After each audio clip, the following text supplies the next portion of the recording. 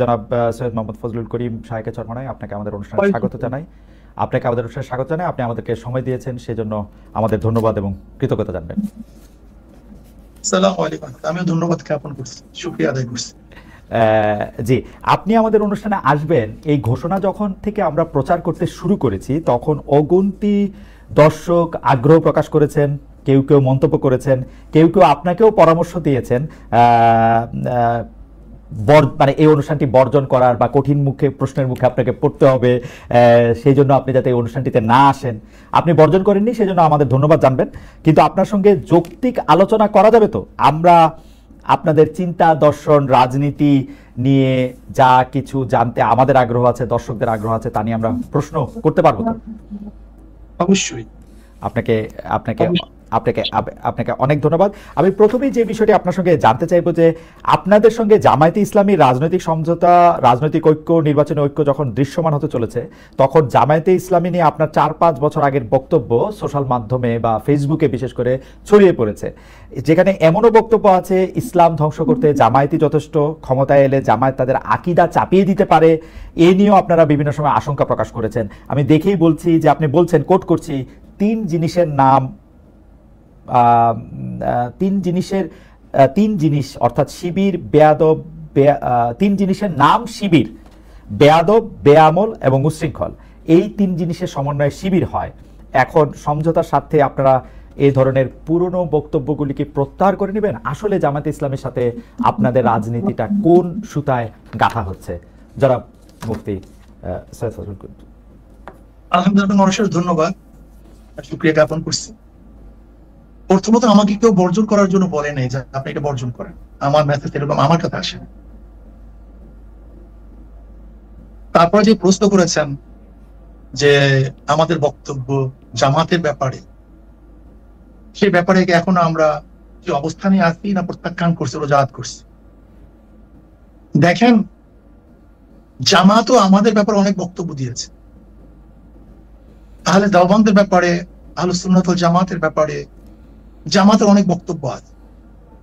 তাসাউফের ব্যাপারে জামাতের বক্তব্য আছে। জামাত সেই বক্তব্য থেকে এক তিল পরিমাণ পিছপা হয়নি।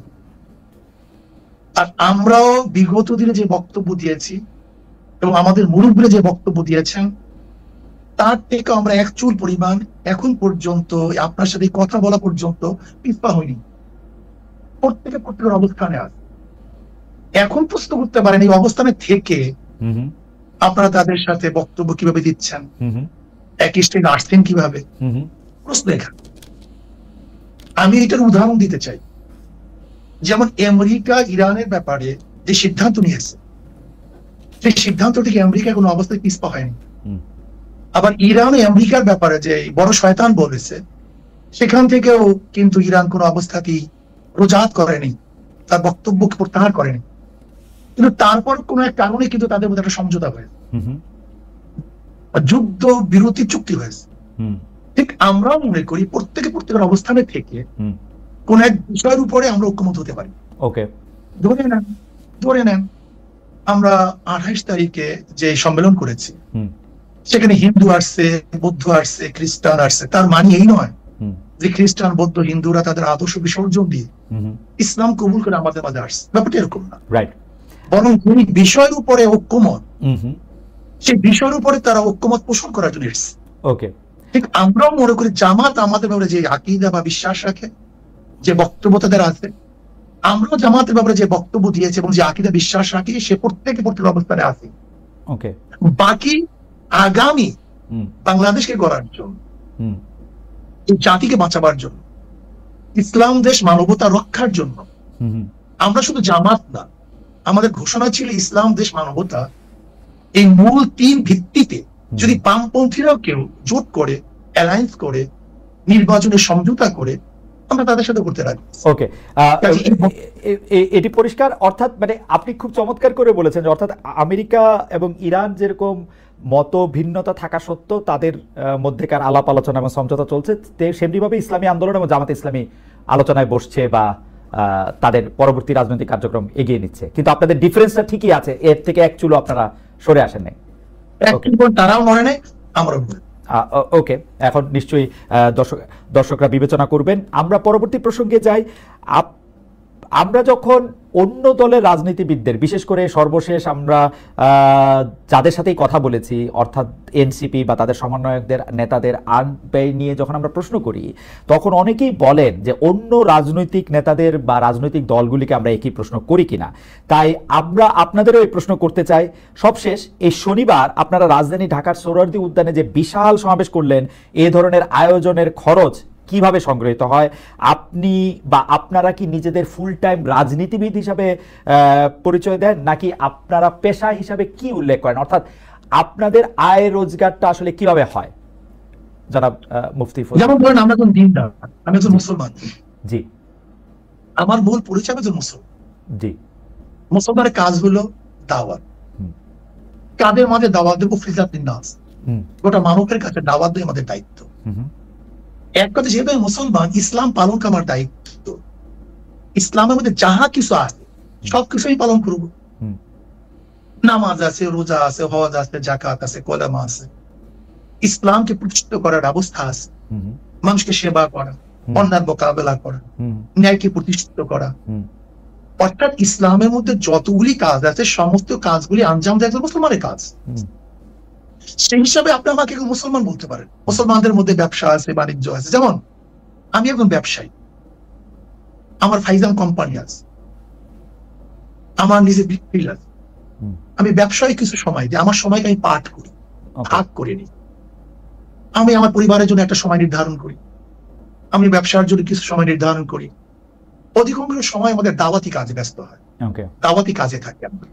সারা বছর আমাদের সারা বছর প্রতিদিন আমাদের সময়সূচি বের হয় যে আজকে কোথায় থাকবো, কালকে কোথায় থাকবো, এমনকি কোন ঘন্টায় কোন সময় থেকে কোন সময় আমরা কোন জায়গায় থাকবো, এটা সবাই আমাদের জানে।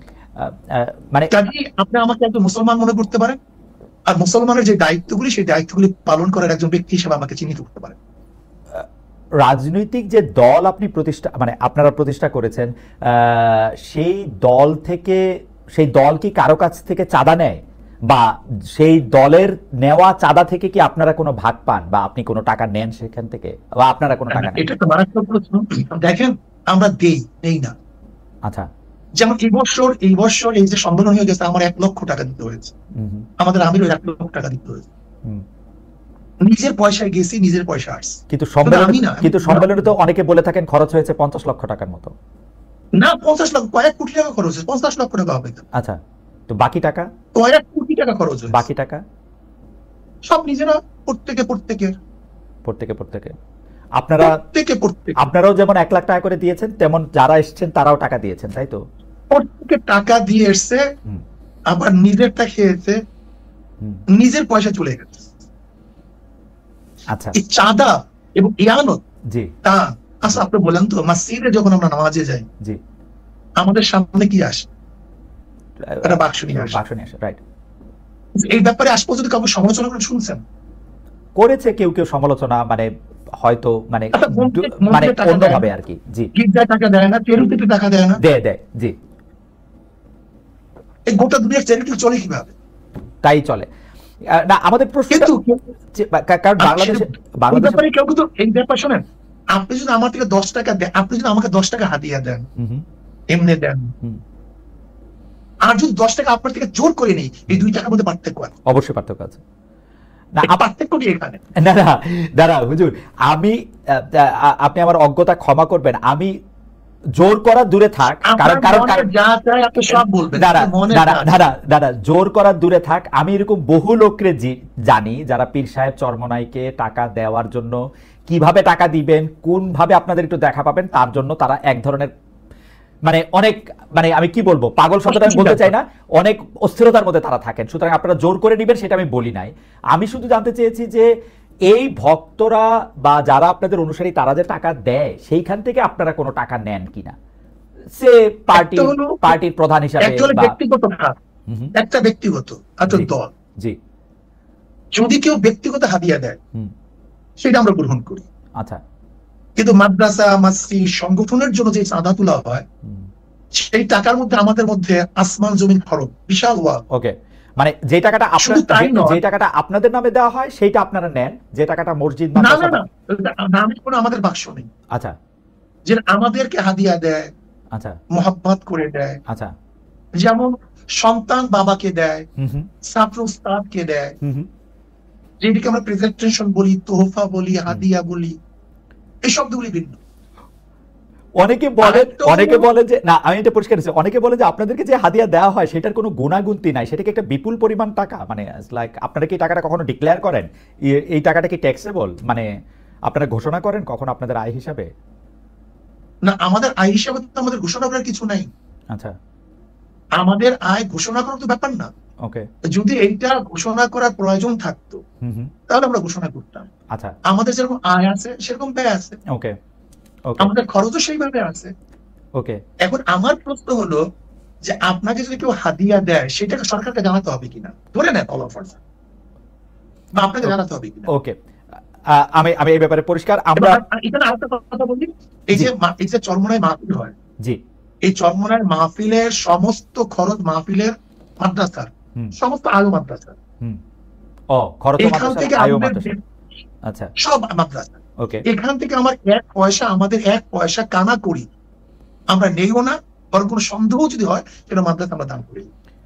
আচ্ছা, পরের প্রসঙ্গে আসি। 5 আগস্টের পট পরিবর্তনের পরে অনেকেই পরিবারতন্ত্রের বিরুদ্ধে সোচ্চার, কারণ তারা মনে করছেন ফেসিবাদ কায়েমের পেছনে পরিবারতন্ত্রের ভূমিকা রয়েছে। একটি দলে একই ব্যক্তি যাতে দীর্ঘদিন নেতৃত্বে না থাকেন, যিনি প্রধানমন্ত্রী হবেন তিনি যাতে আবার দলীয় প্রধান না হন, সেই বিষয়টি নিয়ে কথা বলছে এনসিপি, এমনকি জামায়াতও। বিএনপিও একরকম স্বীকার করে নিয়েছে 10 বছরের বেশি কেউ প্রধানমন্ত্রী হবে না। আমি যদি আপনাদের দলের কথা বলি, সেইটার ক্ষেত্রে পরিবারতন্ত্র বা দলের ভিতরে এক দুজনের সর্বময় ক্ষমতা, এই বিষয়ে আপনার মতামত কি, মানে এইটা আপনি আসলে কিভাবে দেখেন? আমি এইভাবেই দেখবো, আমি পরিবারতন্ত্র বলতে আমি কিছু বুঝি না, ব্যক্তিতন্ত্র বলে আমি কিছু বুঝি না। আমি মনে করি 10 বছর বা 5 বছর এটা কোনো সাবজেক্ট না। চোর যদি একদিনও থাকে চেয়ারে থাকে, সে চুরি করবে। দুর্নীতিবাজ যদি একদিনও মানে চেয়ারে থাকে, সে দুর্নীতি করবে। আর ভালো মানুষ যদি 100 বছরও চেয়ারে থাকে, সে দুর্নীতি করবে না। কিন্তু আমার মূল প্রশ্ন হলো চেয়ারে বসছে কে, চেয়ারে বসতেছে কে, আমার মূল প্রশ্ন এখানে। কে থাকবে কি থাকবে না আমার দেখারই বিষয় না। কিন্তু যদি চোর 5 বছর থাকে সে চুরি করবে, 10 বছর থাকে চুরি করবে। একটা দেশ লুট করতে কয় বছর লাগে? যদি চোর থাকে 5 বছর যথেষ্ট, 10 বছর আপনি সময় দেখবেন কেন? কিন্তু আপনি ব্যক্তির উপর গুরুত্ব দিচ্ছেন, কিন্তু ব্যক্তি তো আসলে আমরা যদি প্রতিষ্ঠান গড়ে না তুলতে পারি, ব্যক্তি তো নিজেও পরিবর্তন হয়, আবার ব্যক্তিরও আয়ু সীমাবদ্ধ, মানে আমরা তো এই পৃথিবীতে কেউই চিরকাল বেঁচে থাকবো না। তো সুতরাং একটা ব্যক্তির উপর নির্ভর করে তো একটা সিস্টেম চলতে কি পারে? আসলে না, পারা উচিত। আবার আমরা এটাও শুনছি মানুষ যখন অনেক সিস্টেম চলে না, আদর্শের উপর চলবে। কিসের কিসের নীতির উপর, নীতির কাঠামোর উপর। আচ্ছা নীতিমালা, ইসলাম আপনাকে বাইন্ডিংস দিছে, তুমি কতটুকু করতে পারবে কতটুকু করতে পারবে না। ইসলাম কি বলছে? মশওয়ারা ভিত্তিক কাজ করতে হবে, পরামর্শ ভিত্তিতে কাজ করতে হবে। কিন্তু যদি পরামর্শ ভিত্তিতে আমরা কাজ করি তাহলে কোনো সমস্যা থাকার কিছু না। কিন্তু ডিক্টেটরশিপ যদি আমরা করি, চাপিয়ে দেই, এইটাকে বলা হয় ব্যক্তিতন্ত্র। ইসলাম তন্ত্র হলো সবাইকে নিয়ে কাজ করা, সবাই মশওয়ারা ভিত্তিতে কাজ করা। কিন্তু শায়ক আপনি যখন ইসলামের কথা বলেন, তখন আমরা যারা সাধারণ মানুষ আছি তারা কোথায় একটু চমকায় যায়। কারণ হচ্ছে যে অনেকে আবার আপনার কথাকেও ইসলাম মানতে রাজি না। আমি উদাহরণ দিচ্ছি না, নাম নিচ্ছি না, সেজন্য আপনি নিশ্চয়ই জানেন। আপনিও অনেকের ইসলামকে আসলে ঠিক সঠিক পথে পরিচালিত সেটা আপনি মানেন না। তো সেই ক্ষেত্রে কোন ইসলাম বা কোন পন্থা বা কোন আদর্শ গাইডলাইন হবে, সেটা কি আসলে আমরা বলতে পারবো? মানে কোরআন সুন্নাহ। আচ্ছা, কিন্তু কোরআন সুন্নাহ তো আমাদের মূল সমস্যা। আমি একটু কথা বলি। জি জি। দেখেন, ইসলামের মানদণ্ড শরিয়াত। এই যে শরিয়াতের কথা শুনলে আমরা ভয় পাই। শরিয়াত, আপনারা অনেকেই বলেন, আমি দেখছি টকশোর মধ্যে শরিয়া আইন বাস্তব। আপনারা একদিন প্রশ্ন করছেন কাকে, যেন আমি শুনছি দেখছি যে আমরা শরিয়া আইন বাস্তবায়ন করবেন কিনা। আসলে শরিয়া আইন বাস্তবায়ন করার মাধ্যমে তো মানুষের ফায়দা। শরিয়া শব্দ অর্থ, শরিয়া শব্দ অর্থ আইন, আইন প্রণয়ন করা, আইন বাস্তবায়ন করা। শরিয়া শব্দ অর্থ রাস্তা। ওকে, তার মানে হলো একজন মানুষকে সুপথে চলার জন্য, তাকে বাঁচাবার জন্য যে পদ্ধতি পন্থা প্রক্রিয়া গ্রহণ করা হয় সেইটা তো শরিয়া। শরিয়ার ভিত্তি কি হবে? ভিত্তি হবে কোরআন, সুন্নাহ, ইজমা, কিয়াস। এই চারটি হলো মূল ভিত্তি। এই চার ভিত্তির উপরে যদি আপনি চলতে পারেন তাহলে কোনো জায়গায় সংঘাত নাই, সমস্যা নেই। না কিন্তু হুজুর, কিন্তু শায়েখ প্রবলেমটা কোথায় আমি আপনাকে বলি। প্রবলেমটা হচ্ছে আপনি যে কথা বলতেছেন সেই কথার সূত্র ধরে, সেই কোরআন সুন্নাহ এবং সেই শরিয়ার কথা ধরে, ধরেন ইজমা কিয়াসের সূত্র ধরে আমাকে জামাতে ইসলামীর একজন আলেম, জামাতে ইসলামীর আকীদা বিশ্বাস করেন বা জামাতে ইসলামের রাজনীতি বিশ্বাস করেন এরকম আলেম বলছেন যে তিনি বা তারা যে ফতোয়াটা দিতেছেন, তারা যে পথটা দেখাচ্ছেন সেটাই পথ। এবং যেই পথ দেখে আমি বলতেছি যে যেই পথ দেখে আপনি বলতেছেন যদি জামায়াত ক্ষমতায় যায় প্রথম কওমি মাদ্রাসা বন্ধ করবে, এটা তাদের ফার্স্ট টার্গেট। এই জামাত যেখানে সেখানে লাগবে যেখানে ইসলাম ধ্বংস হয়ে যাবে। আমি পাশাপাশি আরো বলতে পারি, আমি রাজনৈতিক দল ধরে বললাম, আপনি জানেন মাওলানা আব্দুর রাজ্জাক আরেক ধরনের কথা বলেন। আমরা কোথায় যাব আর কি সেটা যদি বলতেন। বলতে পারেন, কোনো সমস্যা নেই। কিন্তু শায়েখ আমরা যদি এই জায়গার মধ্যে থাকি তাহলে আমরা আসলে আরেকটু বিভেদের মধ্যে পড়বো কিনা। শুনতে পাচ্ছেন? জি আমি এখন শুনতে পাচ্ছি, জি বলেন। না, যে দেখেন আমরা যখন মতনৈক্য করি, যেমন ধরে নেন আপনার সাথে আমরা জমি নিয়ে দ্বন্দ্ব হতেই পারে, কিন্তু তখন দরকার কি দলিলের। ঠিক আপনার সাথে আমার কোনো একটা মতনৈক্য হতেই পারে, ইসলাম নিয়ে আমি বলে আমি সঠিক, আপনি বলে আপনি সঠিক, এটা আমি আশ্চর্য হওয়ার কিছু নেই। কিন্তু তখন আসবে দলিলের, যার দলিল শক্তিশালী তার কথা সঠিক, আর যার দলিল দুর্বল তার কথা দুর্বল। কাজে এখন সেই বহতে আমি যাবো না, রাইট, এখন সেই বহতে জায়গা না, রাইট, আমি মূল ভিত্তি বললাম, রাইট, মূল ভিত্তি দলিল। ওকে ওকে ওকে ওকে ওকে কিন্তু আমরা একদিন আপনার কাছে আলাদা করে শুনবো, আজকে সেটার জায়গা না। মানে দলিলও যে সাবজেক্ট টু ইন্টারপ্রিটেশন, ওইটার আমরা কি করবো? ধরেন আপনার ইন্টারপ্রিটেশন আর আরেকজনের ইন্টারপ্রিটেশন একই দলিলের যে আলাদা হইতেছে সেইটারও আমরা আসলে কি করব? কারণ হচ্ছে এর জন্য যে যেটা মানবে, যে যেটা মানবে। ওকে, কেউ যদি এফ এ মানে আর আর এস মানে, হ্যাঁ সিএস মানে, তখন আমরা বলবো এখন বিএস হয়েছে তুমি বিএস মানো। ওকে ঠিক আছে, সিএসআরএস এবং বিএস দিয়ে সুন্দর উদাহরণ দিয়েছেন। আমরা একটু পরবর্তী প্রসঙ্গে আসি। এনসিপি নেতা জনাব হাসনাত আব্দুল্লাহর আহ্বানে সাড়া দিয়ে আপনারা আওয়ামী লীগ নিষিদ্ধের আমলে মানে আন্দোলনে যমুনা ও শাহবাগে গিয়েছিলেন। সেখানে হাত পাকা হাতে অনেককে আমরা দেখেছি। সরকার আওয়ামী লীগের কার্যক্রম নিষিদ্ধও করেছে, কিন্তু এরপর থেকে সোশ্যাল মিডিয়ায় অনেকে আলোচনা করছেন, আমাদের ঘোষণায় অনেকে মন্তব্য করেছেন ইসলামী আন্দোলন বাংলাদেশ গত 15 বছরের সুবিধাভোগী, অর্থাৎ আপনারা গত 15 বছরে সুবিধা নিয়েছেন। বিএনপি জামাত বর্জন করেছে এমন কিছু স্থানীয় নির্বাচনে আপনারা অংশ নিয়েছেন। আপনাদের অনুষ্ঠানে সাবেক তথ্যমন্ত্রী, যাকে আসলে নানা মানে পররাষ্ট্রমন্ত্রীও বটে, যাকে নানা অভিধায় অভিহিত করা হয়, সেই ডক্টর হাসান মাহমুদের মতো প্রভাবশালী বিতর্কিত আওয়ামী লীগ নেতার পুরনো ভিডিও এখনো আমরা দেখতে পাচ্ছি, যেখানে তারা আপনাদের সঙ্গে বসে আছেন। কেউ কেউ এমন মন্তব্য করছেন যখন যারা ক্ষমতায় থাকে আপনারা তাদের সঙ্গে তাল মিলিয়ে চলেন। একটু আপনার মন্তব্য শুনবো। এইটা ভুল বলছেন, যখন যারা ক্ষমতায় থাকে ইসলামী আন্দোলন তাদের সমস্ত সমস্যাগুলি দুর্নীতিগুলি তুলে ধরে, এটা বলতে পারেন। আচ্ছা, আপনি কি দেখেছেন সেখানে শুধু হাসান মাহমুদকে, সেখানে কি বুলু সাহেবকে দেখেন নাই? দেখছি, আমার পাশে দেখছি। তা সেটা বললেন না কেন? না, বুলু সাহেবকেও দেখছি, হাসান আমার স্বরাষ্ট্রমন্ত্রীর সাথে জি আপনি বলেন, আপনি শেষ করেন তারপর বলবো। আমি শেষ করি। আপনার হাসান মাহমুদ সাহেবের সাথে আমার বক্তব্য মানে আমাদেরকে বসতে দেখছেন, কিন্তু তারপরে আমি যখন বক্তব্য দিয়েছি তখন এই বক্তব্য দিয়েছিলাম সেটা তো তুলে ধরলেন না। ওই একই স্টেজ আপনি দেখুন সেই বক্তব্য, যে আপনারা বিএনপি বলছেন আমরা এইটা করছি, আওয়ামী লীগ বলছেন আমরা এইটা করছি, কিন্তু কে কত দুর্নীতি করছেন সেটা তো বললেন না। ওই স্টেজে বক্তৃতা দিয়েছি, আপনি শোনেন সেই বক্তৃতা। কিন্তু শায়ক ওই বক্তব্য অনেক বেশি সুগার কোটেড, নাম্বার 1। নাম্বার 2 হচ্ছে আপনি বঙ্গবন্ধুকে নিয়ে, শেখ হাসিনাকে নিয়ে, শেখ হাসিনা যখন প্রধানমন্ত্রী ছিলেন সেই সময় যে বক্তৃতা করেছেন, এখন কি সেটা রিপিট করতে পারবেন বা রিপিট আপনি করতেছেন? শেখ হাসিনাকে নিয়ে আমি তারই কোনোদিন বক্তৃতা করি, শেখ হাসিনাকে নিয়ে কোনোদিন প্রশংসামূলক। বঙ্গবন্ধুকে নিয়ে, শেখ সাহেবকে নিয়ে কেন বক্তৃতা করেছি, এটাকে এখন করবেন কিনা আবার 100 বার শোনেন কেন করবো সেটা আমি বলি। আমি বললাম না আমি কোনো জিনিস রোজাত করি নাই, তো কোনো জিনিস রোজাত করিনি। ওকে, যখন শেখ সাহেবের মূর্তি টানানো হয়েছিল তখন আমি কি বক্তৃতা করেছিলাম, যে 72 বছর পরে যদি লেনিনের মূর্তি ক্যারিয়ান দিয়ে তুলে সাগরে ফেলে দেয় তাহলে আজকে হোক কালকে হোক এই বুড়িগঙ্গা এই মূর্তিকে ফেলানো হবে। এই বক্তৃতা আমার, আমি শুনছি না, আমি জানি না, এবং সেইটা দেখছি। শেখ সাহেবের নিয়ে যে বক্তৃতা করেছিলাম এটা কি বলতে চেয়েছি, দেখেন শেখ সাহেবের পরিবার কিন্তু এদেশে আসছে ইসলাম প্রচার করার জন্য। আমার মূল উদ্দেশ্যটা কি ছিল, শেখ সাহেব প্রথম কেন অ্যারেস্ট হয়েছিলেন? হিন্দুদের মাধ্যমে তিনি অ্যারেস্ট হয়েছিলেন মুসলমানদেরকে বাঁচাবার জন্য। আমি কি বলেছিলাম, শেখ সাহেব প্রথম কি রাজনীতি শুরু করেছেন? মুসলিম লীগ পাকিস্তানের পক্ষে রাজনীতি শুরু করেছিলেন।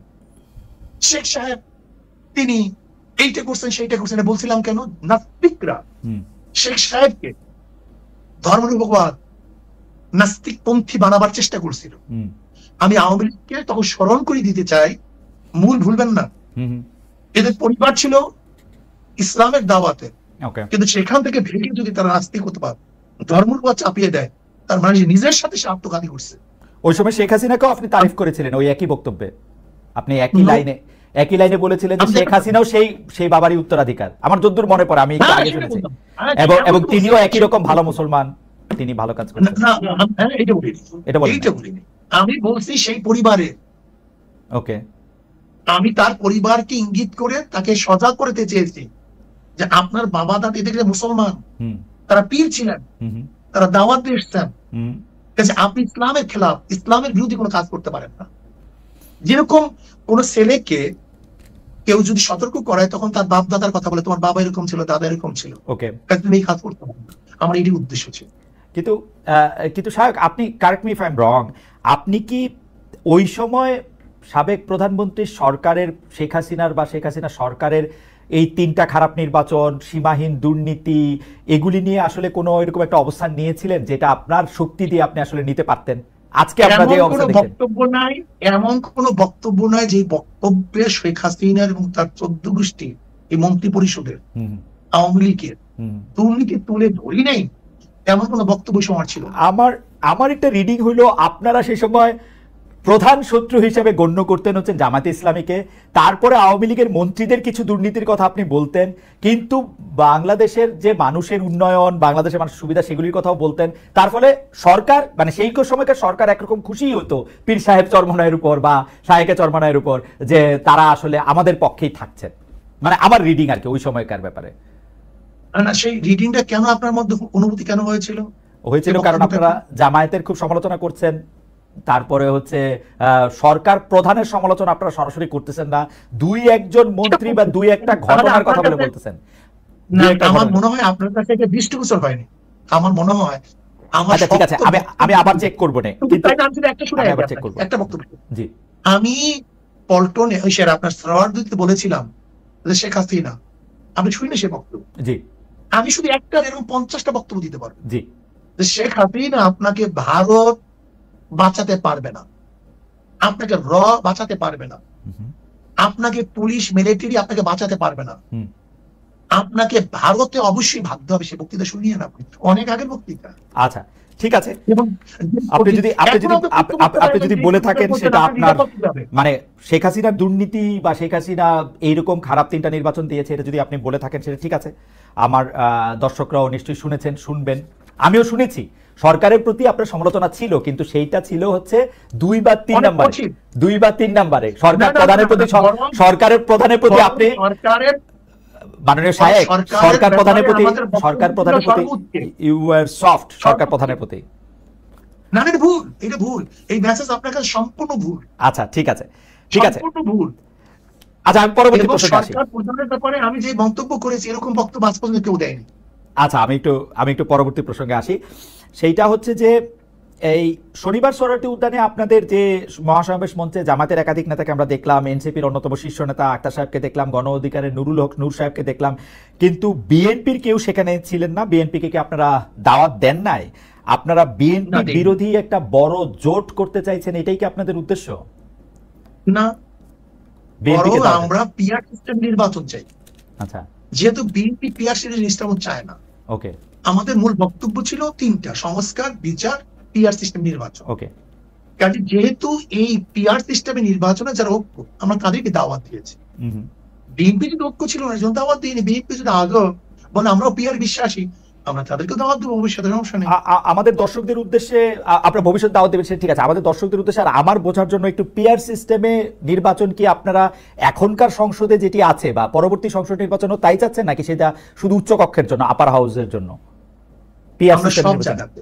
আচ্ছা ঠিক আছে, তাহলে এটা একটু বুঝানি। প্রত্যেক সিস্টেম আমরা পিআর সিস্টেম নির্বাচন। আচ্ছা, পিআর সিস্টেমে যদি আপনি নির্বাচন চান, তাহলে কি এই 300 আসনে যে নির্বাচন হবে সেই নির্বাচনে কোনো ব্যক্তি বা এমপি নির্বাচিত হবে না তাইলে, তাই তো? না, তারা দল নিযুক্ত করবে ভালো ভালো লোকগুলিদেরকে। না, ধরেন দল নিযুক্ত করলো, দল নিযুক্ত করে ধরা যাক ইসলামী আন্দোলন 50% ভোট পাইলো, সেই জন্য তারা 150 সিট পাবে। আর বাকি যারা 20%, 30% তারা সেরকম করে কেউ 100 সিট, কেউ 50 সিট, কেউ 30, 20, 10 এরকম করে পাবে। আপনি যে 150 সিটে জিতলেন বা 150 সিটে জিতবেন পিআর পদ্ধতিতে, সেইখানে তো আপনি বাছাই করবেন কোন কোন সংসদীয় আসনে আপনার লোক দিবেন, তাই তো? তাই। কিন্তু যদি ধরা যাক আমাদের বরিশাল 1 আসনে আপনিও সেখানে একজন লোককে নিয়োগ দিতে চাচ্ছেন যে 30% পাইছে, উনিও ওইখানেই উনার সিটটা চান, যিনি 10% পাইছে উনিও ওইখানে ওই সিটটা চান, এইটা রিজলভ করা হবে কিভাবে? কোনো সমস্যা নেই, আমরা কম্প্রোমাইজ করে নেব। না যার যেখানে প্রয়োজন সেখানে দেব। প্রয়োজন তো মূল বাধাটা আমি এটা সরাই দিই, তাহলে ব্যাপারটা বুঝবেন। জি, আসলে পিআর সিস্টেমে নির্বাচনে কোন সিটে কোন প্রার্থী, এইটা বহুত বড় কথা না। পিআর সিস্টেম নির্বাচনের সংসদ যারা সদস্য হবেন তাদের মূল দায়িত্ব থাকবে সংসদে কাজ করা, আইন প্রণয়ন করা, আইনকে বাস্তবায়ন করা। তার মানে ধরেন কথার কথা, আর আমাদের যে স্থানীয় যে সরকারগুলি থাকবে সেটাকে এস্টাবলিশ করা। আমরা উন্নয়নের ব্যাপারটা নেব স্থানীয় সরকার থেকে। স্থানীয় সরকার কাজ করতেছে কিনা, কোন আইনের পদ্ধতিতে, কোন ক্রিয়ায় বেশ ভালো চলবে, জবাবদিহিতামূলক হবে, এদের কাজই থাকবে মূল হলো আইন প্রণয়ন করা, আইন বাস্তবায়ন করা। না, আপনি আমাকে আরেকটু সাহায্য করেন। ধরা যাক পীর সাহেব চরমনায় আর আপনি মিলে ডিসাইড করলেন আমাকে কুমিল্লা 1 আসন থেকে আপনারা এমপি বানাবেন। ধরা যাক একইভাবে জামায়াতের নেতা ডক্টর শফিকুর রহমানও ঠিক করলেন আমাকে কুমিল্লা 2 আসন থেকে এমপি বানাবেন। আমি কিন্তু এলাকায় যাইও নাই, ভোটও করি নাই, কিচ্ছু করি নাই, আমার পক্ষে তো এমপি হয়ে যাওয়া সম্ভব, তাই না? আপনারা যদি 50% ভোট পান, আপনাদের যদি 150 জন সদস্য, এইটা কি ঠিক হবে? আমি কি একটা ভালো জনপ্রতিনিধি হইতে পারবো? নির্ধারণ না করি তাহলে কি হবে? এলাকায় নির্ধারণ করলাম, আপনার এত পার্সেন্টেজ ধরে নেন, একটা বক্তব্য জি ধরে নেন, জি আপনার এত পার্সেন্টেজ ভোট পেয়েছেন, আপনার সংসদে এত প্রার্থী আপনার আছে, হ্যাঁ, এখানে কোন এলাকা এটা তো নির্ধারণ করা জরুরি না, জরুরি। কারণ হচ্ছে যে প্রত্যেকটা মানুষের তখন ভোটিং রাইটটা হয় আমাকে দাউদকান্দি বা মুরাদনগর থেকে নির্বাচিত করবে কিনা, আমি ভালো প্রার্থী নাকি এনসিপির উপদেষ্টা মহোদয় আসিফ সাহেব ভালো প্রার্থী নাকি কায়কোবাদ সাহেব ভালো প্রার্থী, ওইটা ওই এলাকার মানুষের right to choose there MP. তাহলে আপনি মার্কা নিলেন কেন? মার্কা নিছি তো হচ্ছে আমার আদর্শটাকে কম কথায় বলার জন্য, যাতে ব্যালটে আমার আদর্শটা থাকে, মানুষ জানবে আমি ইসলামী আন্দোলনের লোক, ইসলামী আন্দোলনের আদর্শটা মানুষ জানবে থ্রু আপনার মাধ্যমে। আপনি তো সব জায়গায় যাইতে পারবেন না, আমি আপনার বায়াতটা দিয়ে মানুষকে বলবো যে আমি হাত পাখার লোক, হাত পাখা হচ্ছে এটার আদর্শ, এই জন্য আমি মার্কা নিছি। কথা বলবেন একটু বলি? জি জি জি, ধরে নেন আপনার আসলে তো মূল মার্কা, যেই ব্যক্তি নির্বাচনে অংশগ্রহণ করছে শুধু মার্কা নির্বাচন না করে তাহলে সেই ব্যক্তি কি কোনো নির্বাচিত হতে পারবে? ধরে না কেউ হতে পারে, অধিকাংশ পারবে না, অনেকে পারে। মূল তো মানুষের ভোট দিতে আসেন আদর্শকে, রাইট, আদর্শকে। যদি আদর্শকে ভোট দেয় আদর্শ ক্ষমতায় যাবে, না ক্ষমতায় যাবে সংসদে না। আমি একটু অল্প একটু বলি, আমি বছর 30 ধরে এই মাঠ পর্যায়ে সাংবাদিকতাটা দেখি, তো অনেক সময় কি হয় সাহেব জানেন, ধরেন আপনার আদর্শ দিয়া আপনি আমাকে হাত পাখা দিলেন, মানুষ আমাকে আগ্রহ করে নিল, কিন্তু আপনি আমাকে না দিয়ে আমার বন্ধুকে দিলেন, মানুষ হাত পাখার আদর্শে থাকলেও তাকে নিতে রাজি না, তাকে কিন্তু ফেল করায় দেয়। এখানে আদর্শ ইম্পর্টেন্ট, ব্যক্তিও ইম্পর্টেন্ট সায়ক। আপনি শুধু আদর্শ দিয়ে পাঠাইলে কাউকে আপনি নির্বাচিত করে আনতে পারবেন না, এখানে দুইটাই গুরুত্বপূর্ণ। অবশ্যই, কিন্তু আমি মনে করি ধরে নেন আমরা 10 জনের নির্বাচন অংশগ্রহণ করলাম 10 পার্টির থেকে, একজনে ভোট পাইছে 10,100, আর 90,000 মানুষ তার বিরুদ্ধে, তার 90,000 মানুষ কি তার প্রতিনিধিকে মানে সিলেকশন করতে পারছে? না, গণতন্ত্রের মজাটাই তো এইটা, গণতন্ত্রের মজাটাই তো হচ্ছে বেশিরভাগ মানুষ যাকে পছন্দ করে সেই হচ্ছে নির্বাচিত করবে, মানে শাসন ক্ষমতায় দায়িত্ব পাবে, সেটাই তো। এখানে 10,000 মানুষ, আপনি 90,000 মানুষ তো আপনার বিরুদ্ধে, তার মেজরিটি হলো কিভাবে? না না, মেজরিটি হওয়ার দরকার নাই তো, বেশিরভাগ সবচেয়ে বেশি মানুষ যেটা করবে 10,000 মানুষ থাকুক। আমরা গণতন্ত্রে আমরা গণতন্ত্রে সেইটা বাধ্য করতে চেষ্টা করি। গণতন্ত্রের অনেকগুলি পার্ট আছে মহিউদ্দিন, আপনি নিশ্চয়ই জানেন গণতন্ত্রের পদ্ধতি কিন্তু একটা না, গোটা দুনিয়ার মধ্যে গণতন্ত্র ভিত্তিক নির্বাচন পদ্ধতি একটা না। না আমি জানি একটা না, প্রচুর। আমি জানি আমাদের দেশে আসলে মৌলিক গণতন্ত্র ছিল, আমাদের প্রেসিডেন্ট নির্বাচন করে এখন পদ্ধতি ভিন্ন। আমার কাছে কি আমার কাছে কি মনে হয় জানেন, আপনি আমাকে কারেক্ট করেন ইফ আই এম রং, আমার কাছে মনে হয় যে আপনারা তড়িঘড়ি করে এই পিআর সিস্টেমের কথা বলতেছেন, পিআর সিস্টেমটার ভালো মন্দ বিবেচনা না করে, সম্ভাব্যতা বিচার না করে আপনারা পিআর সিস্টেমটা করার সময় এইটাও ভুলে গেছেন যে একটা 300টা আসনে আপনার 300টা ব্যক্তি গুরুত্বপূর্ণ। আপনি মনে করতেছেন শুধু মার্কাটা পাস করে আসলেই হবে, এরপর আপনি টেবিলে বসে 10টা লোককে আপনার ইচ্ছা মতো নিয়োগ দিবেন। This is not fair. আমাকে কথা বলতে জি জি বলেন বলেন। দেখেন, যদি আমি বর্তমান প্রচলিত নির্বাচনের কথা বলি, সেখানেও কিন্তু মেরিট ডিমেরিট আছে। আপনার পিআর সিস্টেমে নির্বাচনে মেরিট ডিমেরিট অবশ্যই আছে, কিন্তু আমরা দেখব মেরিট ডিমেরিটের মধ্যে কোনটার গ্রহণযোগ্যতা বেশি, কোনটার গ্রহণযোগ্যতা কম। আমার একটা ছোট্ট আবেদন, আমি জানি যে হুজুর আপনি অনেক লজিক্যাল লোক, আপনার সাথে আমি মানে তর্ক করার মানে ধৃষ্টতা ক্ষমা করবেন, কিন্তু আপনি দেখেন যে এটার মধ্যে অনেকগুলি প্র্যাকটিক্যাল প্রবলেম আছে, সেজন্য আমি বলছি আমার কিচ্ছু আসে যায় না, আমি খুব ভালো করে জানি আপনি আমাকে এমপি নমিনেশন দিবেন না, সো আমার কোনো স্বার্থ নাই। আমার চেয়ে অনেক মানে যোগ্য লোক আছে, তাদেরই দিয়েন, কিন্তু আপনি এটা দেখেন পরীক্ষা করে যে এটার মধ্যে আসলেই ঝামেলা আছে, আসলেই ঝামেলা। একটু কথা বলি, পিআর সিস্টেমে নির্বাচনের দাবিটা কিন্তু আমরা এই গত 28 তারিখ করিনি। পিআর সিস্টেম নির্বাচনের দাবিটা কিন্তু আমরা 2008 থেকে শুরু করেছি। ওকে, আর দেখেন আপনি এবং আমি যেটা তর্ক করতেছি পিআর সিস্টেম নির্বাচনে করা স্বাভাবিক, প্রত্যেকের মত ভিন্ন থাকতেই পারে, এটা আমি কোনো আপসেট না, প্রত্যেকের মত ভিন্ন থাকতে পারে, বরং মত ভিন্ন থাকার মধ্যে তো মজা। কিন্তু আমি একটা কথা মনে করি, 170টা দেশের মধ্যে 91টা দেশে পিআর সিস্টেম নির্বাচন।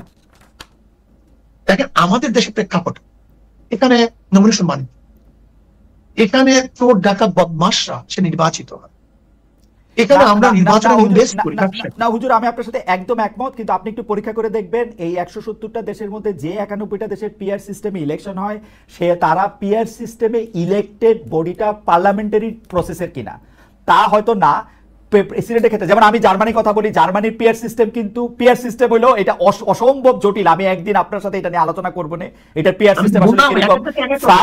ফ্রান্সের পিআর সিস্টেমটা কিরকম সেইটা আলাদা একটা জটিল, এটা লাগাতার এরকম বললেই হবে না যে এটা পিআর সিস্টেম। হাউএভার আমাদের অনেকগুলি প্রসঙ্গ রয়েছে হুজুর, আপনি আমার সাথে আবেদন। খালিদ ভাই আমি তো এর জন্যই বলেছি যে ডেমোক্রেসির পদ্ধতিটা কিন্তু গোটা দুনিয়ার মধ্যে এক, আমি সেইটাই বলেছি। অ্যাবসলিউটলি আমার শুধু আবেদন আপনি নিজে, আমার আবেদন আপনার কাছে, কারণ আপনাকে তো সবসময় পাবো না, আপনি নিজে যে পিআর সিস্টেমটার কথা আপনি বলছেন সেটা একটু পরীক্ষা করে দেখেন, আমার আর কোনো আবেদন নাই, এটা জাস্ট আমার একটা আবেদন। পরীক্ষা আমি ভালো মনে করছি দেখে কিন্তু বক্তৃতা করেছি। আচ্ছা, পরীক্ষা আপনি অলরেডি করে ফেলছেন, আচ্ছা ঠিক আছে, থ্যাংক ইউ।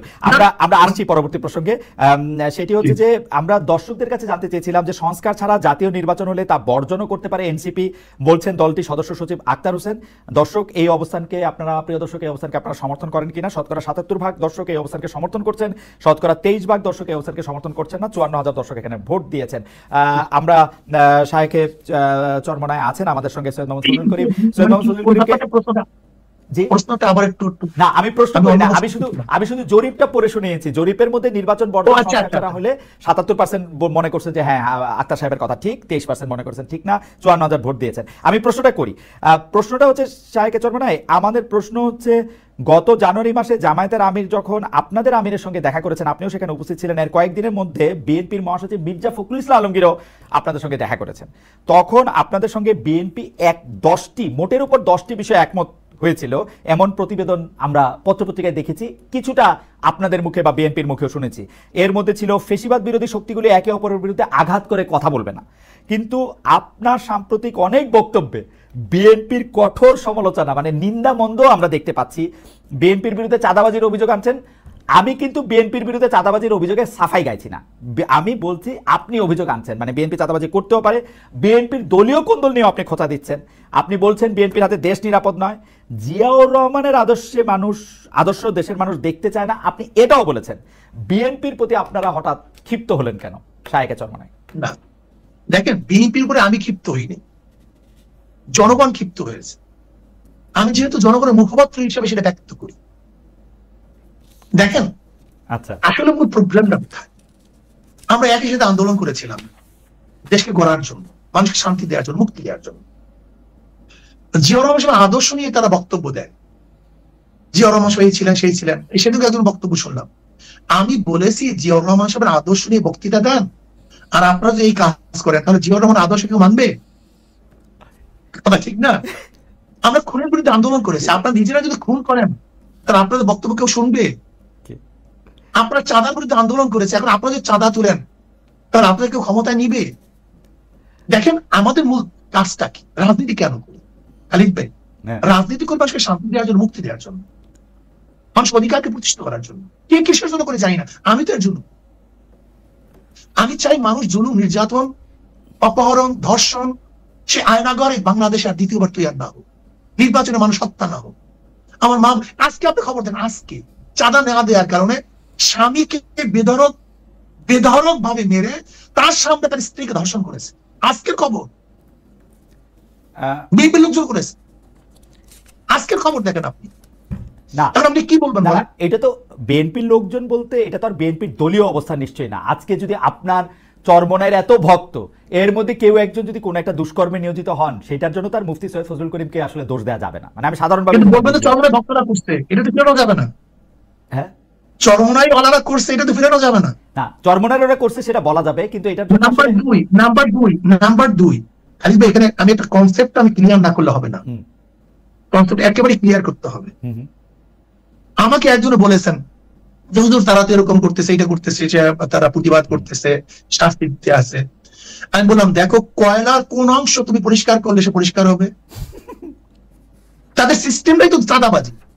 তাদের সিস্টেম, এই যেমন ধরে না কুষ্টিয়াতে তাদের কি নেতা নির্বাচিত হবে সেটার জন্য তারা ভোটাভুটি করছে, সেই ভোট স্বচ্ছ হয়েছে, দেখেন অভিযোগ।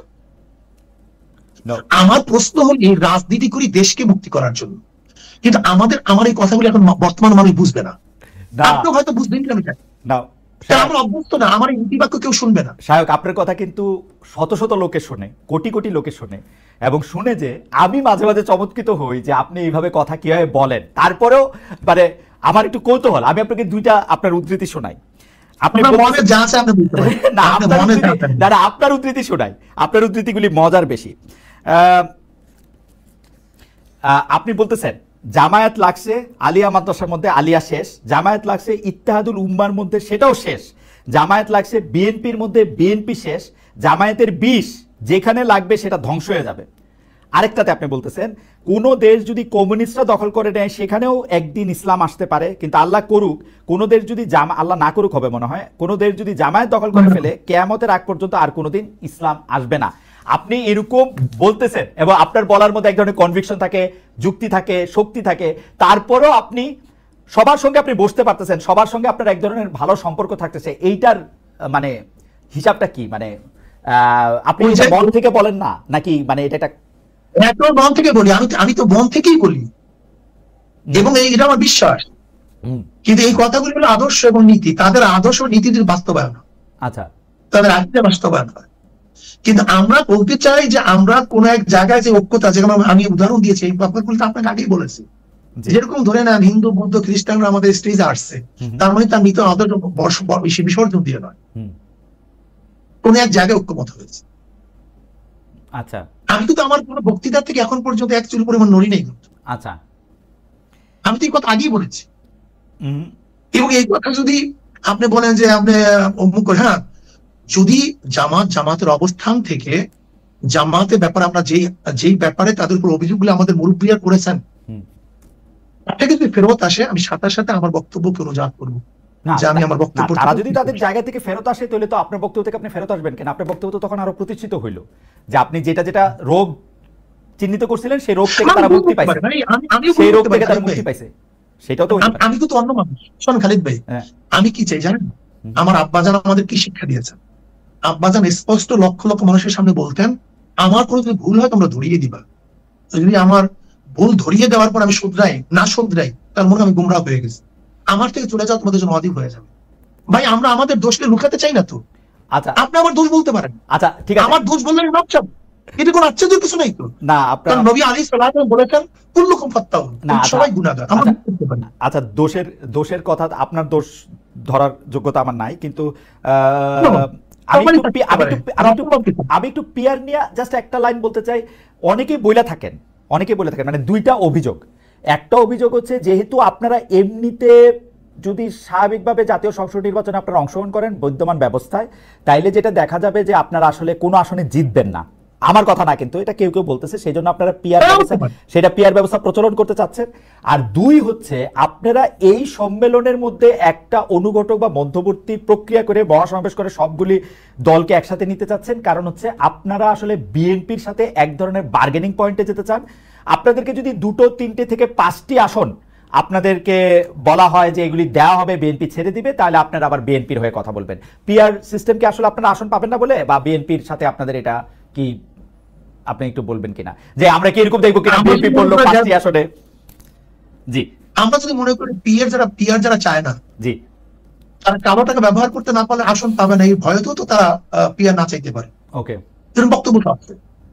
আচ্ছা, দুর্নীতিবাদরা যদি সে নির্বাচন করতে না পারে, তাহলে একটা সিটও পাবে না, এই সম্ভাবনা তাদের আছে। মানুষ যখন মনে করবে যে আদর্শ ভিত্তিক ভোট, তাহলে তো মানুষ আদর্শের উপরে ভোট দিবে, এই সম্ভাবনা তাদের আছে। এই জন্য তারা পিআর চায় না। যেরকম আপনি একটা কথা বলছেন, আমরা তো ভিন্ন বক্তব্য আমাদের আছে। বাকি কথা হলো কি, বিএনপি সে জাতীয় সরকার গঠন করবে দাবি করছে না, করছে। জাতীয় সরকার কিভাবে গঠন করবে? সবাইকে নিয়ে তো। সবাই পার্লামেন্টে যাবে কি কোন পদ্ধতিতে? আপনি সিট দিবেন তাকে? না, পার্লামেন্টই যাইতে হবে জাতীয় সরকার করতে, তা না, মানে আপনি সরকারে অন্তর্ভুক্ত করতে পারে আপনাদেরকে। সব দল নিয়ে তো ভাই, আপনি তো মন্ত্রিত্ব দিবেন না আমাকে, কয়টা দিবেন মন্ত্রিত্ব? কয় দলকে দিবেন? 40টা দিল। পার্লামেন্ট জাতীয় সরকারের জন্য প্রয়োজন হলো সব দলের অংশগ্রহণ।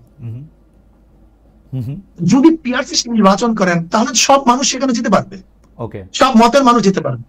তাই বিএনপি যেহেতু জাতীয় সরকারের কথা বলছে, তার তো উচিত প্রথম পিআর সিস্টেম নির্বাচন করা। এটা ভালো কথা বলছেন। আর পিআর সিস্টেম নির্বাচন করলে সমস্ত আদর্শ মানুষ সেখানে যেতে পারবে, সমস্যা কোথায়? এটা ভালো কথা বলছেন। বিএনপি যেহেতু জাতীয় সরকারের কথা বলছে, তো নির্বাচনটাই এমন ভাবে হোক না কেন যে একটা জাতীয় সরকার গঠনের দিকে এটা এগিয়ে যায়। ভালো কথা বলছেন। বাকি আমাদের 2001 তো বিএনপি আমাদেরকে অনেক বেশি সিট দেওয়ার কথা বলেছিল। হ্যাঁ, 2001 দেওয়ার কথা বলছিল।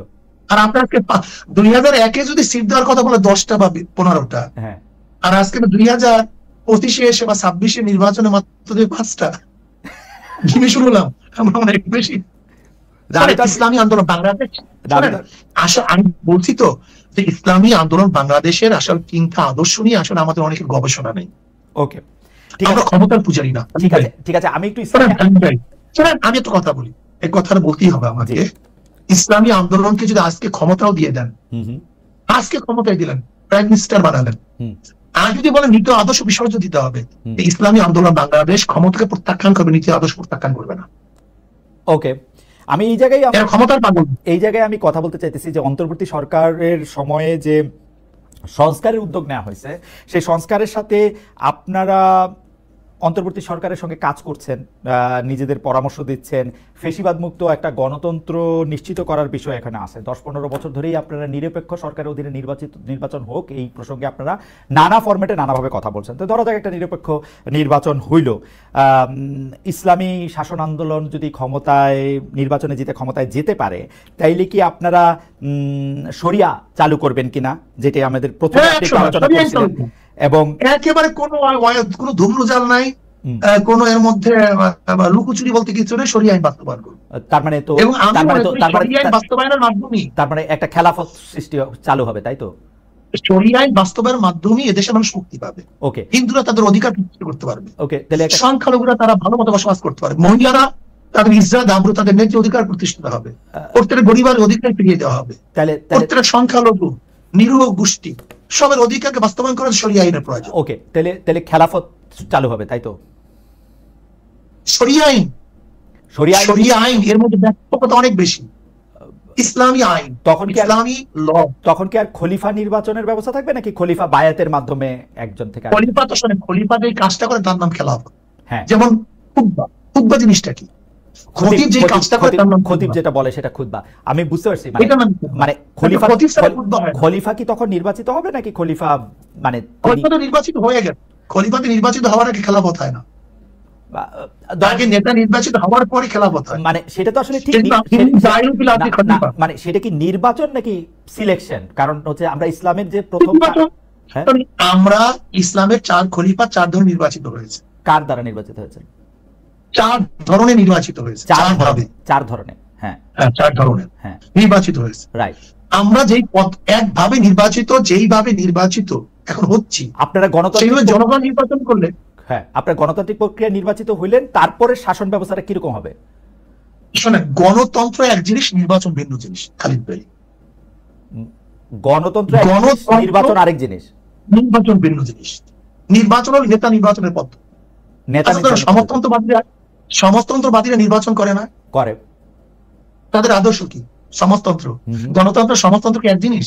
না, তন্ত্র হিসেবে আলাদা আলাদা। কিন্তু তার মানে হলো গণতান্ত্রিক হইতে হলেও নির্বাচন দরকার আছে, সমাজতান্ত্রিক হইতে হলেও নির্বাচন দরকার আছে, দুইটাই নির্বাচন। এটা হলো তার মানে কি? নির্বাচন হলো নেতা নির্বাচন পদ্ধতি। ওকে, এটা হলো দর্শন না, এটা হলো আদর্শ না। ওকে, নির্বাচিত হওয়ার পরে তার আদর্শে অ্যাপ্লাই করবে, নির্বাচিত হওয়ার পরে। অর্থাৎ আমি আমি আমি আমি শুধু স্টেজটা বুঝতে চাইছি হুজুর, যে আপনি গণতান্ত্রিক ভাবে বা গণতন্ত্রের মধ্যে যে নির্বাচন ব্যবস্থাটা আছে, অনেক সংস্কার টস্কারের মাধ্যমে ওই নির্বাচন ব্যবস্থার মাধ্যমে আপনি এইভাবে বলতে পারেন আমাদের দেশে যে নির্বাচন আছে, এইভাবে বলতে পারেন। ওকে, আমাদের দেশে আপনি রাষ্ট্র ক্ষমতায় বা রাষ্ট্র ক্ষমতায় গেলেন বা শাসন ক্ষমতা একুয়ার করলেন, তারপরে আপনি শরিয়া চালু করবেন, তাই তো? ওই শরিয়া কি এখন অন্য পৃথিবীতে অন্য জায়গায় চালু আছে? এরকম কোন উদাহরণ কি আমরা দেখবো? মানে আমরা এরকম শরিয়া দেখতে চাই বা এরকম শরিয়া দেখতেছি, ধরেন এই পৃথিবীর অন্য কোন রাষ্ট্র। আমাদের শরিয়া, আমাদের দর্শন, হ্যাঁ আমাদের দর্শন, আমাদের শরিয়া, হ্যাঁ হ্যাঁ আমাদের কোরআন ও হাদিসের মধ্যে দেয়া আছে। এখনকার কোন রাষ্ট্র আছে কিনা? আমার মতে দেখেন, এখনকার কোন রাষ্ট্র ব্যবস্থা আছে কিনা, এরকম রাষ্ট্র ব্যবস্থা আছে কিনা? এখন ইরানের মধ্যে আপনি দেখতে পারেন, সেখানে শরিয়া অনেক বেশি। কার মধ্যে? আফগানিস্তানের মধ্যে। আফগানিস্তানের মধ্যে। আপনি আফগানিস্তানের মতো একটা বাংলাদেশ বানাতে চান? হ্যাঁ, বানাতে চাই। আর ইরানের মতো? দেখেন, ইরানের ব্যাপারটা হলো, যেখানে ইরানের যদি ভালো ভালো যে দর্শনগুলি আছে, ইরানের যে ভালো দর্শন, ওকে, যেটা শরিয়াতে সাংঘর্ষিক না। আমেরিকার যে ভালো দর্শন, শরিয়াতে সাংঘর্ষিক না। ইংল্যান্ডের কোনো ভালো দর্শন, শরিয়াতে সাংঘর্ষিক না। রাশিয়ার কোনো ভালো দর্শন, যেটা ইসলামের সাথে সাংঘর্ষিক না। এরকম জনগণের স্বার্থে। ওকে ওকে, তাহলে আমি মোরলেস মনে করতেছি যে আফগানিস্তানে এখন যে শরিয়া ভিত্তিক রাষ্ট্র ব্যবস্থা চালু আছে, আপনি বাংলাদেশে আপনারা যদি নির্বাচিত হন, তো সেরকম একটা শরিয়া ভিত্তিক রাষ্ট্র ব্যবস্থা চালু করতে চান, তাই তো? বলতে পারেন, কোনো সন্দেহ নেই। ওকে, এই ক্ষেত্রে একটা প্রশ্ন চলে আসে, আপনি প্রশ্ন করতে পারেন সেখানে কোনো সমস্যা হবে কিনা, সেই প্রশ্নগুলো স্পেসিফিক করতে পারেন। হ্যাঁ, আমি স্পেসিফিক, তাহলে এই প্রশ্ন আমি স্পেসিফিকই করি যে আপনারা মানে প্রসঙ্গটা আইনা করি আর কি, আপনারা নারী বিষয়ক সংস্কার কমিশনে ঘোর বিরোধী। আপনাদের সমাবেশ থেকে কমিশনকে ডাস্টবিনে নিক্ষেপ করার দাবি করা হয়েছে। আপনারা বলেছেন নারী কমিশন প্রতিটি পৃষ্ঠায় ধর্মের অবমাননা করা হয়েছে, এর সঙ্গে সংশ্লিষ্টদের আইনের আওতায় আনা হবে, ঢাকায় তাদের প্রকাশ্যে বিচার করতে হবে, যেন যেন ভবিষ্যতে এমন কেউ এমন প্রস্তাব দেওয়ার সাহস না পায়।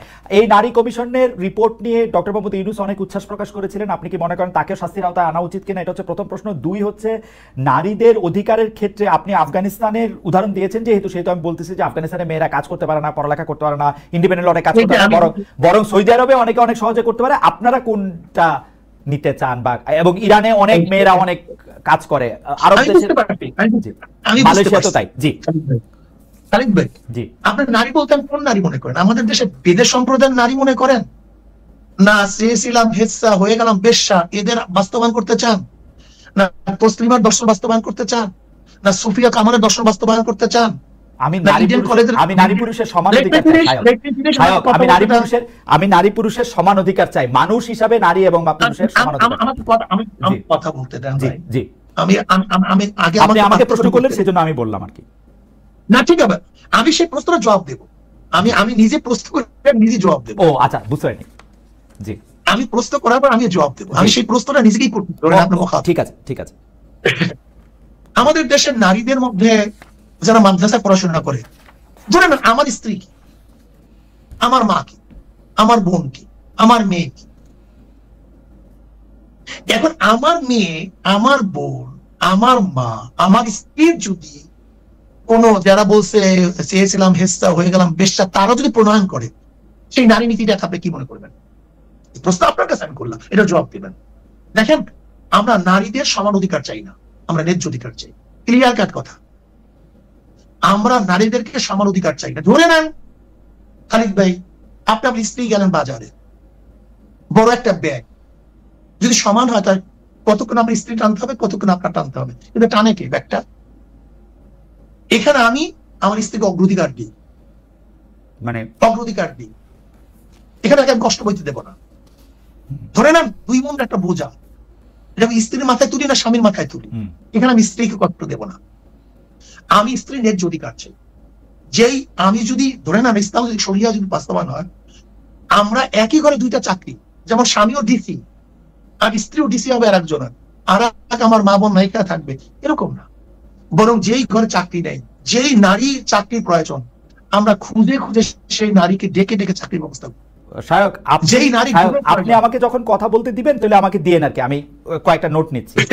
আমি আমার বক্তব্য শেষ করলে কথা সুবিধা। জি জি জি। যেমন নারী শিক্ষা, নারী শিক্ষা ইসলামের মধ্যে নবী আলাইহিস সালাতু ওয়াস সালাম বলতেন আম্মাজান আয়েশার থেকে সুরুজ বা নিস ইলম শেখার জন্য। আমাদের এমন কোন মুহাদ্দিস নেই যারা নারীদের ওস্তাদ মানে না। আমাদের মুহাদ্দিসদের মধ্যে নারীদের ওস্তাদ ব্যতীত কোন মুহাদ্দিস হাদিস পড়াতে পারে না। নারীর মধ্যে শিক্ষা নাই মানে? আম্মাজান কুবরা রাদিয়াল্লাহু তাআলা ব্যবসা থেকে আমার নবী আলাইহিস সালাতু ওয়াস সালাম ব্যবসা শিখছেন এবং তিনি প্রতিষ্ঠিত হয়েছেন। আমরা ইসলামিক যদি হুকুমত করতে পারি তা নারীরা বড় বড় ধনী হবে, আমরা তাকে ব্যবসা বানায় দেব। উম্মে সালমা রাদিয়াল্লাহু তাআলা যখন হুদায়বিয়া সন্ধির সময়, কেউ, আমি সংক্ষেপে বলতেছি, কেউ নবী আলাইহিস সালাতু ওয়াস সালাম কথা অনুযায়ী হালাল হচ্ছিলেন না, তো উম্মে সালমা রাদিয়াল্লাহু পরামর্শ ক্রমে হালাল হয়েছিলেন। এখন কেউ যদি মনে করেন যে নারী বাদী মানে হলো তাকে ওই অমুকের দর্শনে চলতে হবে, এইটাই নারীদের সমান অধিকার, এটাই মানি না। আমি মনে করি যেখানে নারীদের যতটুকু ন্যায্য অধিকার প্রতিষ্ঠা করা দরকার, আমরা সেখানে নারীদেরকে সেই ন্যায্য অধিকার প্রতিষ্ঠা করব। দেখেন, ইসলামের মধ্যে মিশরের এক ডক্টর একটা কিতাব লিখছেন, সেটা 30,000 মুহাদ্দিসদের নাম দিয়ে আসেন, 30,000 মুহাদ্দিসা। নারীদের মধ্যে হাজার বড় বড় যোদ্ধা ছিলেন, কবি ছিলেন। খানসা রাদিয়াল্লাহু তাআলা ইসলামের মধ্যে বহুত বড় কবি ছিলেন, তিনি নারী ছিলেন। কাজী এই যে নারী নিয়ে পাশ্চাত্যরা আজকে আমাদের নারী মাজাতিদের কোথায় নিয়ে পৌঁছাইছে দেখেন তো আপনার পাশ্চাত্যের অবস্থাটা কি? আপনি খুঁজে দেখেন। আজকে নারী অধিকারের নামে এই কয়েকদিন আগে সাম্বার হত্যা করছে তার বাবাকে। এখন যদি কেউ টেনেন্ডারে সেই নারীদের অধিকার বাস্তবায়ন করতে চান, কেউ যদি সমকামী নারীদের অধিকার বাস্তবায়ন করতে চান, কেউ যদি এই অমুক মানে পাশ্চাত্য নারীদের অধিকার বাস্তবায়ন করতে চান, এখন জাপানে মেয়েরা বাচ্চা নিতে চায় না, রাশিয়ায় বাচ্চা নিতে এখন চায় না নারীরা, কোন নারীরা এখন মানে ঘরের কথা শুনতে চায় না। আমরা এই অধিকার বাস্তবায়ন করতে চাই না, বরং আমার মা বোনদেরকে ন্যায্য অধিকার দেবো, তাদের অধিকার প্রতিষ্ঠিত করবো, তার ইজ্জত সম্মান রক্ষা করবো, তাদের যেখানে যেখানে প্রয়োজন সেখানে আমরা তাদের কাজে লাগাবো। আমি বলি, হ্যাঁ শায়ক, আপনাকে ধন্যবাদ। শায়ক, আমার অনেকগুলি প্রশ্ন, আপনি যদি একটু ছোট ছোট করে জবাব দেন যে আপনাদের যে নারী নিয়ে বা বাংলাদেশে শরিয়া প্রতিষ্ঠা করা নিয়ে যে আপনাদের আদর্শ, সেই আদর্শের সাথে আপনারা ওই দিন যাদের সাথে মহাসম্মেলন করেছেন অর্থাৎ জামায়াত, এনসিপি এবং অন্যান্য দলগুলি, তারা কি আপনাদের সাথে একমত কিনা, বা এই ব্যাপারটা নাও হতে পারে? ঠিক আছে, এইবার আপনি নারীদের ন্যায্য অধিকারের কথা বলছেন শায়ক। নারীদের ন্যায্য অধিকারটা আসলে কে ঠিক করে দিবে? নারীদের ন্যায্য অধিকারটা কি শায়ক আপনি ঠিক করে দিবেন, নাকি নারীরা এরকম ভাবে ন্যায্য অধিকার নিতে পারবে যে ধরেন সে বিশ্ববিদ্যালয়ে পড়লো, পড়ার পরে সে চাকরি করবে কি করবে না, ঘর করবে না, বাচ্চা নিবে না, কি করবে সেটা সে তার মতো করে ঠিক করবে, সেটা সে ঠিক করবে, নাকি এটা রাষ্ট্র বা আপনি যারা রাষ্ট্র পরিচালনা করবেন তা ঠিক করে দিবে? রাষ্ট্র আপনার উপর কিছু নির্দিষ্ট আইন দিয়ে দেয়, আবার রাষ্ট্র আপনার কিছু কাজ করার জন্য দেয়। ওকে, একটা রাষ্ট্র কিন্তু ব্যক্তিরও কিছু কাজের অনুমতি দেয়। ওকে, শরীয়ত এইভাবে আছে। তার মানে সংবিধানে কি মেয়েদের জন্য আলাদা আইন হবে যে নারীরা এটা করতে পারবে, পুরুষরা এটা করতে পারবে? না, এরকম পুরুষদের জন্য আইন থাকবে যে পুরুষ এটা করতে পারবে না, মানলাম, মানে নারী পুরুষের জন্য আলাদা আইন হবে কিনা সংবিধানে? এটা থাকবেই, প্রত্যেকের জন্য আছে। বাংলাদেশে এখন সংবিধানে নাই নারী পুরুষের জন্য আলাদা নাই। তাহলে আপনার এখন বাংলাদেশের আপনারা যে সমস্ত নির্দিষ্ট আসনগুলি রেখেছেন,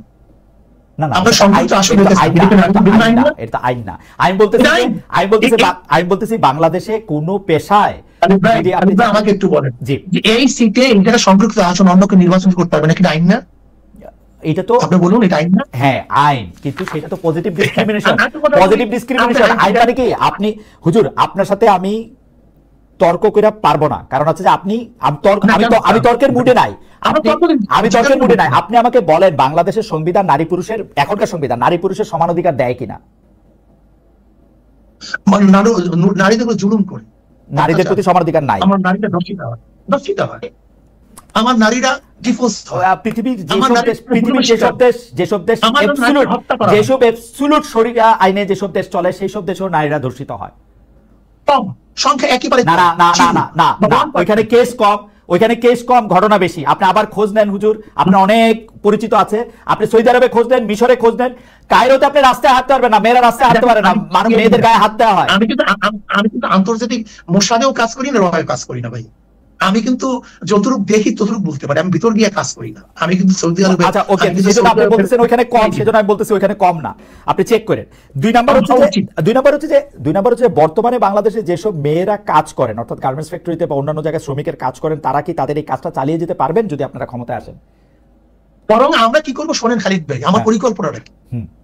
আজকে রাত 1টার সময় আমার মেয়েদেরকে, আমার বোনদেরকে ছেড়ে দেয়, কোথায় থাকে, কোথায় যায়, কিভাবে করে, তার ইজ্জত আবরুর সংরক্ষণ কি করে, দায়িত্ব কে নিয়েছে। ইসলাম যদি ক্ষমতায় যায়, আমার প্রত্যেকটা মা বোনদের জন্য যারা ফ্যাক্টরি করবে তাদের জন্য বলা হবে তুমি এই স্পেসে ওদেরকে রাখার জন্য ব্যবস্থা করো। আমি কি করবো জানেন আপনি? কিন্তু আমরা ইসলাম ক্ষমতায় যাই, তা আমি প্রত্যেকটা প্রতিষ্ঠানের মধ্যে নারীদের জন্য শিক্ষার ব্যবস্থা রাখবো।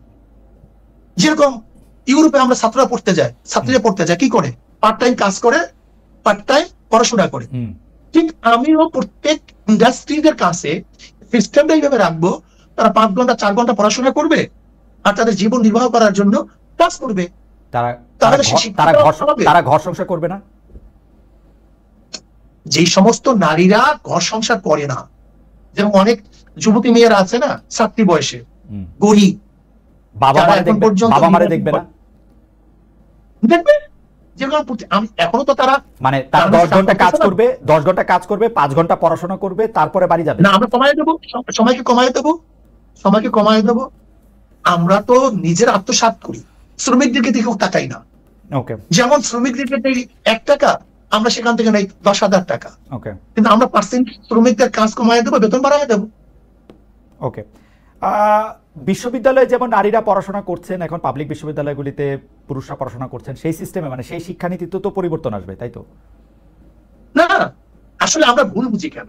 জি, ইসলাম আসলে ব্যাংক, আদালত, যারা এখন বিচারক তারা বিচারক থাকবে, আচ্ছা, যারা ব্যাংকার তারা ব্যাংকার থাকবে, যে শিক্ষকরা পড়াইতেছেন তারা, যেমন ধরে না আমাদের শিক্ষকরা এখন কি পড়ায়, এখন পড়াইতেছে তারা ডারউইনের থিওরি, আরো অনেক কিছু পড়ায় ডারউইনের থিওরি পাশাপাশি, ধরে না যেটা ছিল না।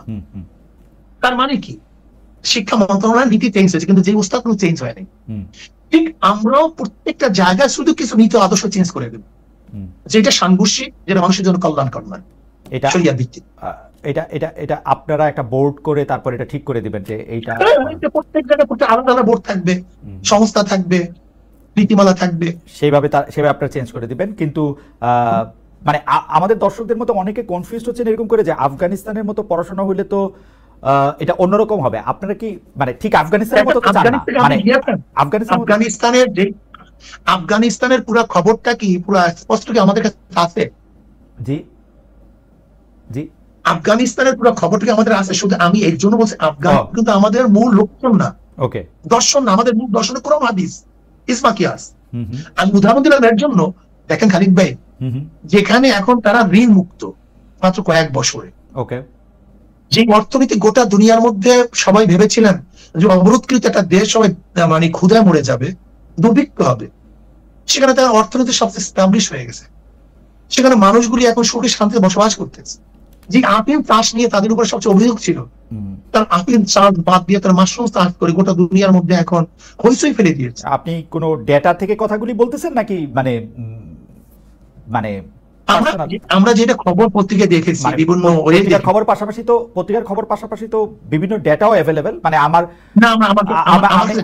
আমার কাছে মানে আমি যখন ডয়েচে ভেলেতে ছিলাম তখন আফগানিস্তানের 2টো ভাষা, মানে আমি বাংলা ভাষার প্রধান ছিলাম, 2টো ভাষার সেখানে কাজ করতে, একটা দারি একটা পশতু।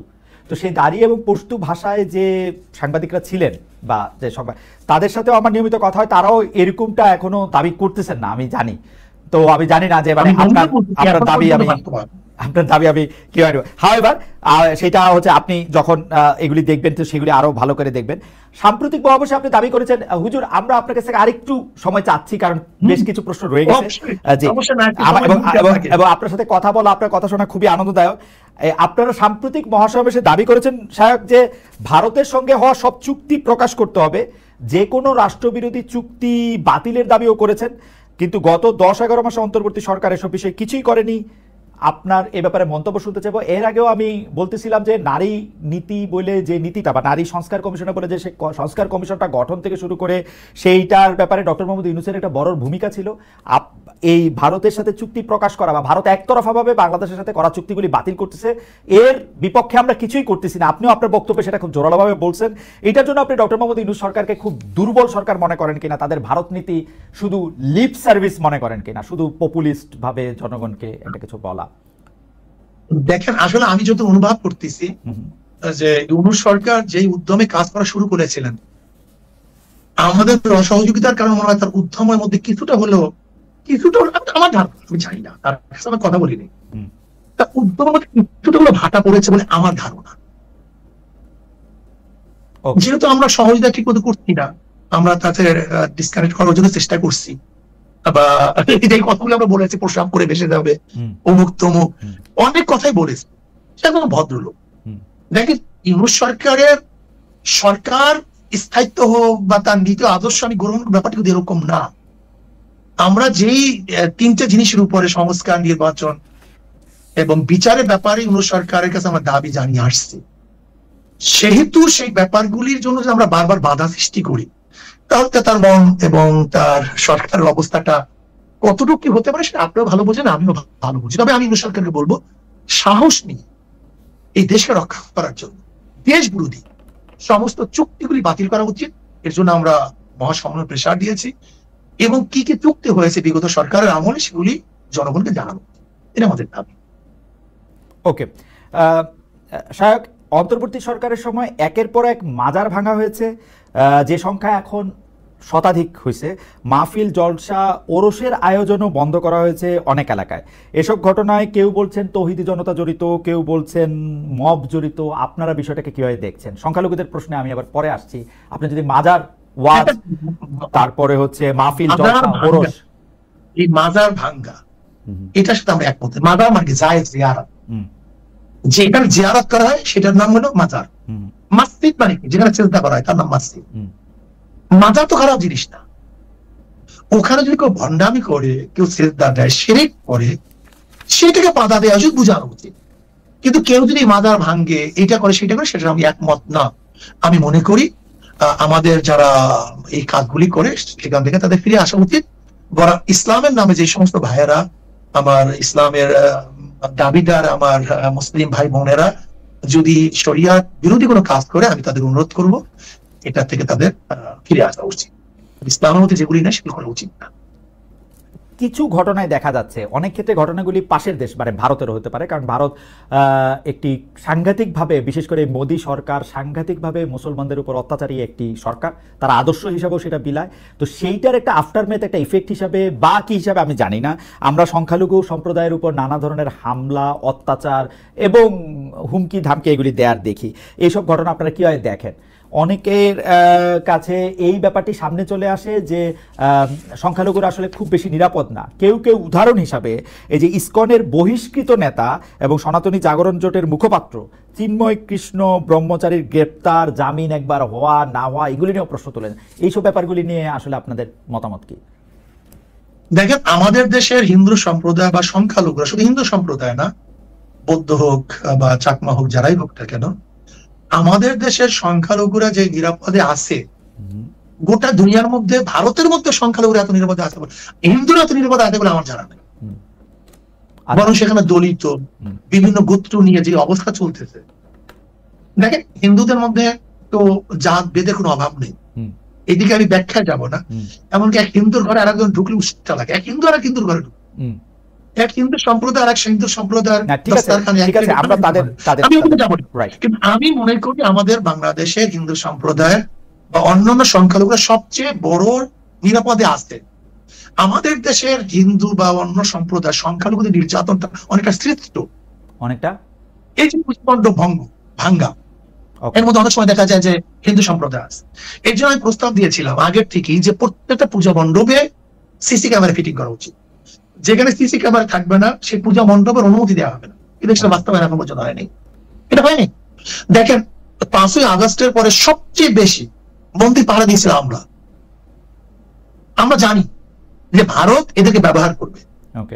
এর জন্য আমরা আগে থেকে প্ল্যানটা করেছিলাম, তাদেরকে আমরা সতর্ক করেছি, বলেছি, আমরা তাদেরকে মানে সাহায্য সহযোগিতার জন্য হাত বাড়িয়ে দিয়েছিলাম, তাদেরকে আমরা পাহারাদারি। এখন আপনারা তাই করে যাচ্ছেন, তাই তো? আমরা এখনই করি। আমরা এটা আমি স্পষ্ট বলতে চাই যে এদেশে মুসলমানরা ইসলাম পালন করে দেখেই হিন্দু সম্প্রদায় বা সংখ্যালঘুরা নিরাপদে আছে না। কিন্তু কিন্তু আমরা দেখতে পাচ্ছি যে যারা আসলে মানে সংখ্যাগুরু এরকম ভাবে আমরা না বলি, এভাবে বলি, কেউ ভিন্ন মত অবলম্বন করতে আসলে, বিশেষ করে এটা যদি ধর্মীয় ভিন্ন মত হয়, এমনকি আপনি হিন্দু, খ্রিস্টান, বৌদ্ধ এদের কথা আপনি বাদ দেন, ধরেন আহমদিয়া সম্প্রদায়, তারা একটা মতবাদ নিয়ে আসে, কিন্তু আমরা সবসময়ই দেখি যে তারা একটা সাংঘাতিক রকমের বাধা বা একটা অপারেশনের শিকার হয়। এটাকে কিভাবে দেখেন? মানে তারা আমি তাদেরকে বিশ্বাস না করতে পারি তাদের সাথে, কিন্তু তাদেরকে কি প্রতিহত করতে হবে আমাদের? মানে ব্যাপারটা কি এরকম? আপনারা কয় ভাই? আপনারা কয় ভাই? 3 ভাই। 3 ভাই। আচ্ছা, 3 ভাই যদি এখন ই করি সমালোচনা, বাবা আমার বাপ কি বাপ না, তখন আপনি কি করবেন? আপনার বাবা 3 ভাই যদি বাবা নিয়ে প্রশ্ন তুলেন যে আমার বাপ কি বাপ না, তখন কি করবেন? সেটা একটু প্রশ্ন আমার এগুলিতে, মানে আমি দেখেন, মূল প্রশ্নটা হলো এখানে আমরা 7 ভাই, এক বোন।